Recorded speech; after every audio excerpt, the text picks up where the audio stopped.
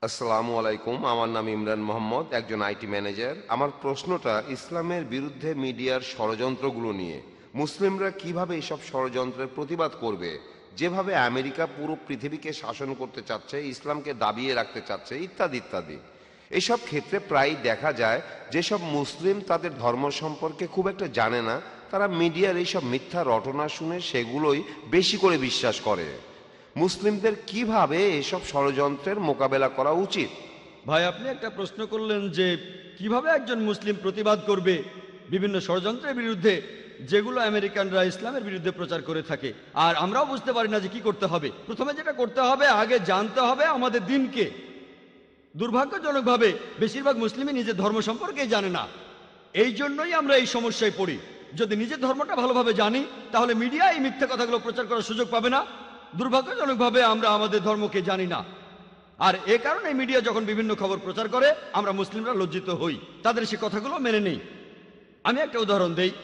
একবার এক ধার্মিক মুসলিম, মাশাআল্লাহ, তিনি একদিন আমাকে বললেন, ভাই জাকির, আপনি কি জানেন এই তালেবানরা তারা খুবই নিষ্ঠুর, খারাপ মানুষ। আমি বললাম, কেন? কারণ কি? কারণ তারা মহিলাদের মারে। আপনাকে কে বলেছে? আমি নিজের চোখেই দেখেছি। কোথায় দেখেছেন? আমি বিবিসিতে দেখেছি। আমি এখানে তালেবানদের পক্ষে কথা বলছি না, তারা আমার বন্ধু না, আবার শত্রুও না, তাদের পক্ষে বলছি না। তারা আমার বন্ধু না। আমি পৃথিবীর বিভিন্ন দেশে ঘুরে বেড়াই। একবার মালয়েশিয়াতে লেকচার দিচ্ছিলাম, সেখানে এক দম্পতি, তারা দুজনেই ডাক্তার। একজন স্ত্রী রোগ বিশেষজ্ঞ, অন্যজন শিশু রোগ বিশেষজ্ঞ। তারা 1 মাসেরও বেশি সময় আফগানিস্তানে ছিলেন। সেখানে তারা আহত লোকদের চিকিৎসা করছিলেন। আর সেই মহিলা ডাক্তার, তিনি আমাকে বললেন, টেলিভিশনে যে ভিডিওটা দেখানো হয়েছে, তালেবানরা এক মহিলাকে মারছে, তারা তালেবান না। আপনি কিভাবে জানলেন? কারণ আমি তালেবানদের সাথে ছিলাম। আমি জানি তারা কিভাবে পাগড়ি বাঁধে। যেমন ধরুন, আমরা আরব নই, তাই আমরা বুঝতে পারবো না পাগড়ি বাঁধার কতগুলো নিয়ম আছে আরবদের মধ্যে। তবে আরবরা জানে যে আরব আমিরাতে পাগড়ি পরার নিয়ম একরকম, সৌদি আরবে পাগড়ি পরার নিয়ম আরেক রকম, কুয়েতে পাগড়ি পরার নিয়ম আলাদা। তারা জানে, কিন্তু আমরা জানি না। মহিলা তালেবানদের সাথে ছিলেন, তাই জানেন যে লোকগুলো পাগড়ি পরেছে সেই ভিডিওতে, তালেবানরা সেভাবে পড়ে না। তাই এই শুটিংটা হলিউডে বা অন্য যেখানে হোক, তারা ভালোভাবে সেই শুটিংটা করতে পারেনি। মিডিয়া এভাবে সবকিছু বদলে দিতে পারে।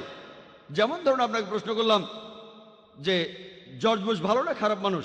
ভালো না খারাপ? আপনি বললেন ভালো মানুষ না। আমি এখানে না শব্দটা এডিট করে দেব, আর আপনারা শুনবেন সে ভালো মানুষ। তারপর আপনাকে যখন সে ভিডিওটা দেখাবো, তখন বলবেন, ও মুখ ফসকে ভালো মানুষ বলেছি। আপনি ভালো মানুষ বলেননি, আপনি বলেছেন সে ভালো না। আমি না শব্দটা এডিট করে দিলাম, তারপর আপনাকে দেখালাম, দেখুন ভাই, আপনি ভালো বলেছেন। তখন বলবেন, ভুল করে বলেছি, আমি মুখ ফসকে বলেছি। মুখ ফসকে বলেননি, আপনি বলেছিলেন সে ভালো মানুষ না। আমি না শব্দটা বাদ দিলাম, আর শুনে মনে হবে সে ভালো। এভাবে মিডিয়া অনেক রকম খেলা করে। আর আমরা মুসলিমরা, আমাদের যেটা করা উচিত, আমরা আমাদের ধর্মটাকে খুব ভালো করে জানবো, আমাদের দিন সম্পর্কে ভালো করে জানবো। আর যখন এই মিডিয়া প্রচার করবে এইসব, তখন সেগুলো শুনে আমরা তাতে প্রভাবিত হব না। ইসলামকে বিচার করতে চাইলে মূল ধর্মগ্রন্থগুলো দেখতে হবে, কোরআন এবং সহিহ হাদিস। একজন মুসলিম বা মুসলিম সমাজ কি করে সেটা দিয়ে বিচার করলে হবে না। ইসলাম ধর্মকে বিচার করতে চাইলে এটা দিয়ে করব না যে ইন্ডিয়া, পাকিস্তান, আফগানিস্তান বা সৌদি আরবের মুসলিমরা কি করে। আমি ইসলামকে বিচার করব মূল ধর্মগ্রন্থগুলো দিয়ে, কোরআন এবং সহিহ হাদিস। আমরা এগুলো মেনে চলবো। আর মিডিয়ার এসব প্রচারের উত্তরে আমাদের জানতে হবে কিভাবে টেবিলটা উল্টে দেওয়া যায়। যেমন সেই সাংবাদিক দুটো প্রশ্ন করবেন, কিন্তু প্রশ্ন করেছেন মাত্র একটা। কারণ প্রথম প্রশ্নের উত্তরে যা বলেছি, তিনি সেটা আশা করেননি। তিনি আশা করেননি যে আমি বলবো আমি আমার দেশ নিয়ে গর্বিত। ভেবেছিলেন আমি বলবো দেশ নিয়ে আমি গর্বিত না। আমি অবশ্যই আমার দেশ নিয়ে গর্বিত, আমি কোনো মিথ্যে কথা বলছি না। আমি ইন্ডিয়াকে নিয়ে গর্বিত।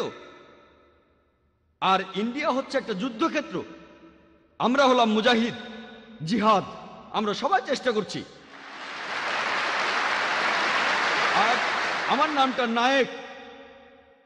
সংস্কৃতিতে নায়েক মানে যোদ্ধা, একজন বীর। তাহলে নামেও তো আমি একজন মুজাহিদ। আমাকে আমার কাজ করতে হবে। আর সেজন্য আমি বোম্বেতে থাকতে চাই, কিন্তু লোকজন আমাকে অন্য জায়গায় থাকতে বলে। অনেক লোক আবার আমাকে অন্য কোনো দেশে থাকার পরামর্শ দেয়। আপনার জীবন তো হুমকির মুখে, কেন এই যুদ্ধের ময়দানে থাকবেন? এটা আমার যুদ্ধ। আর দেশকে আমি অনেক কারণেই ভালোবাসি, অনেক কারণ আছে। আলহামদুলিল্লাহ, আমি দেশ নিয়ে গর্বিত। সেজন্য মিডিয়ার এইসব প্রচারের উত্তরে আমাদের জানতে হবে কিভাবে টেবিলটা উল্টে দেওয়া যায়। আশা করি উত্তরটা পেয়েছেন।